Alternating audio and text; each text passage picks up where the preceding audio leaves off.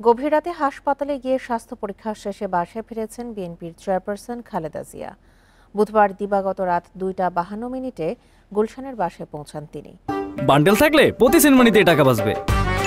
বিকাশ send money bundle কিনে জিতুন প্রতি লেনদেনে। এর আগে বুধবার দিবাগত রাত 1টার পর গুলশানের বাসভবন ফিরোজা থেকে এভারকেয়ার হাসপাতালে যান খালেদা জিয়া।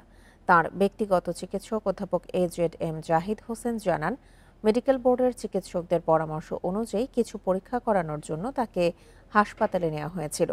এভারকেয়ার বিশেষজ্ঞ চিকিৎসক অধ্যাপক শাহাবুদ্দিন তালুকদারের নেতৃত্বে একটি মেডিকেল বোর্ডের অধীনে বিএনপি চেয়ারপারসন বেগম খালেদা জিয়া চিকিৎসাধীন আছেন।